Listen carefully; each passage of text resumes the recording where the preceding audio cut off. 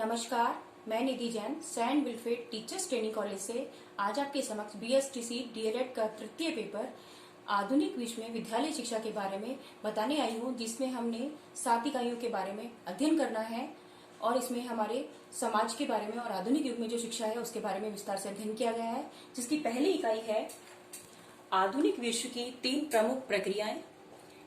इसकी दूसरी इकाई है आधुनिक विद्यालयों का स्वरूप और उनकी समीक्षा। इसकी तीसरी इकाई है वैश्वीकरण और शिक्षा।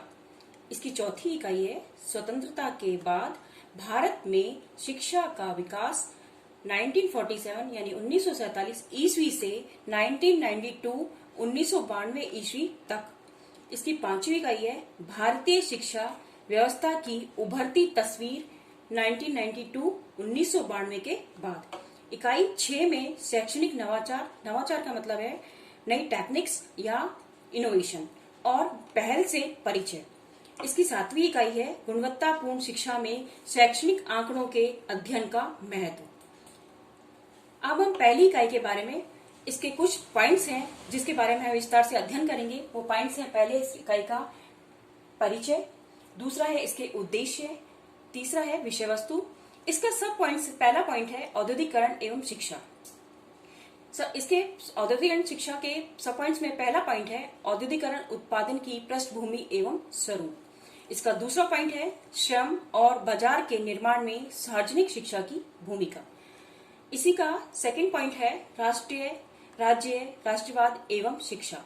इसका सब पॉइंट है आधुनिक राष्ट्रीय राज्यों का उदय और स्वरूप। इसका सेकंड पॉइंट है राष्ट्रीय राज्यों के निर्माण में सार्वजनिक शिक्षा की भूमिका। लोकतंत्र एवं शिक्षा। इसका थर्ड पॉइंट है जिसका सब पॉइंट है लोकतंत्र के सिद्धांत और नागरिकों की भूमिका व अधिकार। इसका सेकंड पॉइंट है लोकतंत्र से शिक्षा और इसका थर्ड पॉइंट है लोकतंत्र में शिक्षा के आदर्श। इसमें समाकेय में इस सारे पाठ का सारांश बताया गया है और इसमें बताया गया है कि किस तरह से शिक्षा का औद्योगिकरण और विकास हमारे देश में हुआ। इसकी सेकंड यूनिट है जिसका हम परिचय देंगे, फिर उद्देश्य बताएंगे, फिर विषय वस्तु। इसका सेकंड यूनिट का फर्स्ट पॉइंट है आधुनिक विद्यालयों का विकास। इसका सब पॉइंट है इंग्लैंड में सार्वजनिक शिक्षा का विकास। इसका सेकंड पॉइंट है जर्मनी में सार्वजनिक शिक्षा का विकास। इसका थर्ड पॉइंट है अमेरिका में सार्वजनिक शिक्षा का विकास। इसका फोर्थ पॉइंट है तुलनात्मक विवेचन। तुलनात्मक विवेचन में इंग्लैंड, जर्मनी और अमेरिका, इन तीनों में जो सार्वजनिक शिक्षा का विकास हुआ था उसकी तुलना के बारे में विस्तार से बताया गया। इसका सेकंड पॉइंट है सार्वजनिक शिक्षा व्यवस्थाओं की समीक्षा। इन सब की समीक्षा हमारे कुछ मनोवैज्ञानिकों ने और समाजवादियों ने की है, जिसके में पहले हैं पाउलो फ्रे, दूसरे हैं जॉन हॉल्ट और तीसरे में अध्यापक के नाम पत्र लिखा था और चौथा है इवान इलिच।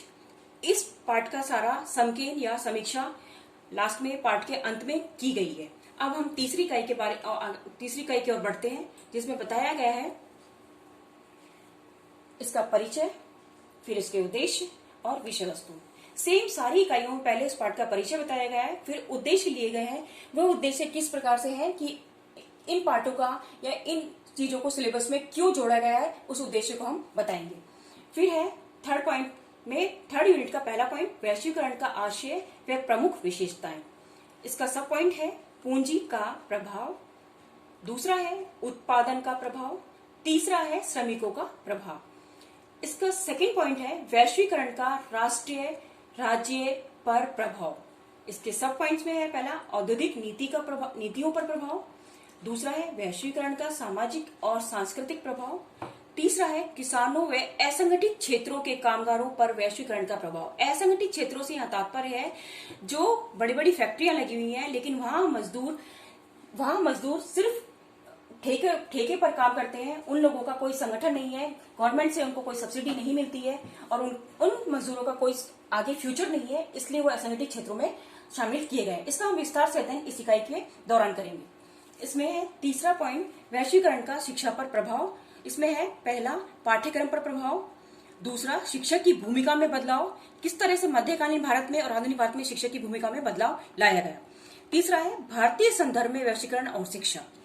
आगे के 2 यूनिट में हमने पढ़ा जर्मनी और इंग्लैंड के बारे में। इसमें भारतीय संदर्भ में वैश्विक ग्रामीण शिक्षा के बारे में विस्तार से बताया गया है और पाठ के अंत में इन सब की समीक्षा की गई है। अब हम चौथी यूनिट की ओर आगे बढ़ते हैं, जिसमें बताया गया है कि किस तरह शिक्षा का विकास एवं विस्तार भारत में हुआ। इसके परिचय देंगे, फिर इसके उद्देश्य के बारे में बताएंगे और उसकी विषय वस्तु यानी उसका कंटेंट क्या है। इसका पहला है उच्च शिक्षा एवं माध्यमिक शिक्षा का आयोग। जो हमारे यहाँ उच्च शिक्षा और माध्यमिक शिक्षा का आयोग बनाया गया था, जिसमें कोठारी आयोग, मुदालिर आयोग, बहुत सारे आयोग बनाए गए थे, उसके बारे में बताया गया है। इसमें संविधान में शिक्षा कि हमारे संविधान में शिक्षा के रूप को किस स्वरूप में लिया गया है और किन किन लोगों को शिक्षा का अधिकार दिया गया है। दूसरा है आजाद भारत में बुनियादी शिक्षा।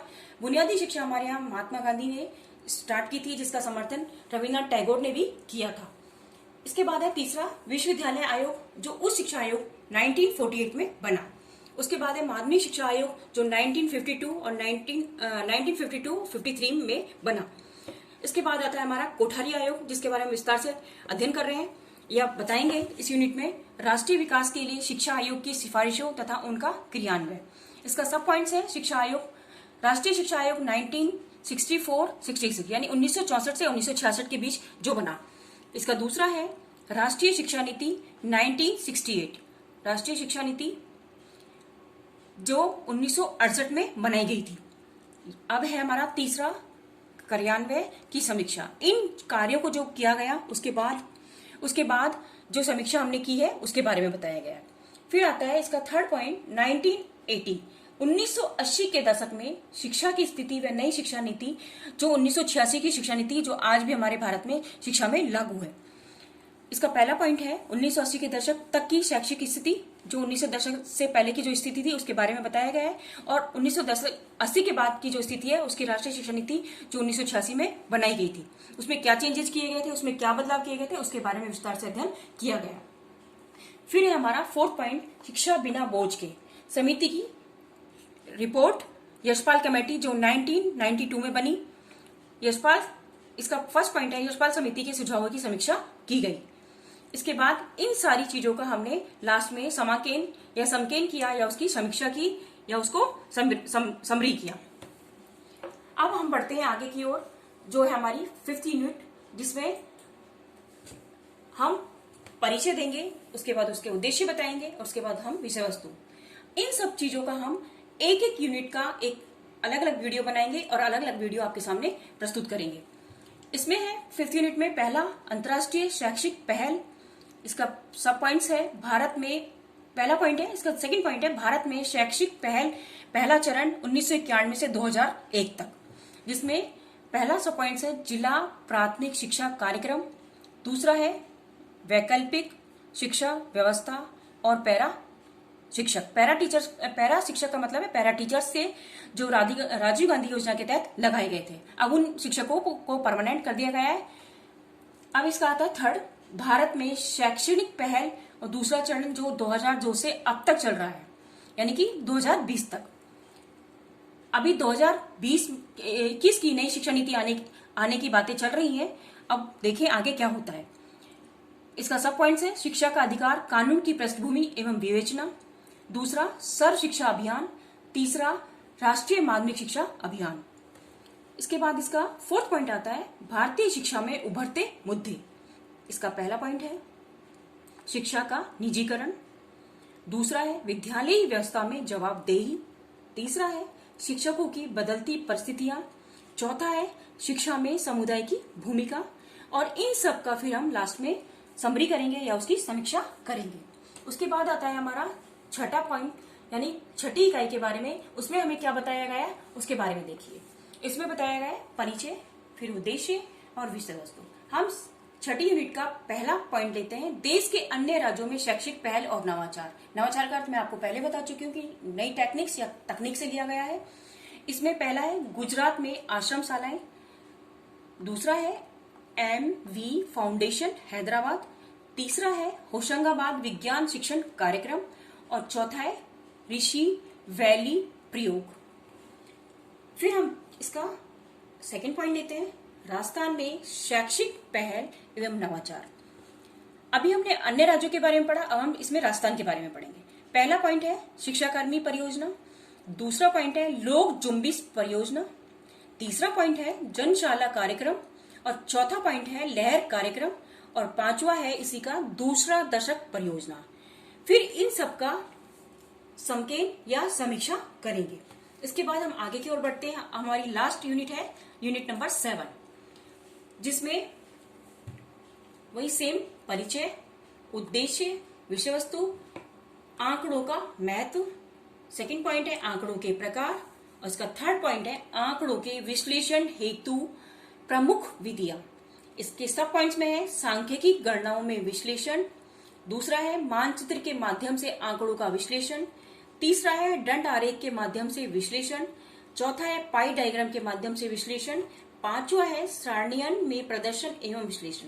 आपने मानचित्र, दंड आरेख या पाई आपने अपने गणित की पुस्तक में ये सब चीजें पढ़ी होंगी, और आज हम इसको लास्ट यूनिट जब करेंगे इन चीजों को वापस से अध्ययन करेंगे और इनके आंकड़ों का हम विश्लेषण करेंगे। और फिर हम लास्ट में पढ़ते हैं संकेन, यानी कि इस पाठ की पूरी समरी। इस तरह से हमारे पूरा यह वीडियो हमने सिलेबस के ऊपर या सिलेबस बेस तैयार किया है, ताकि आप लोगों को कहीं कोई प्रॉब्लम नहीं हो और आपको हर चीज अच्छे से समझ में आए।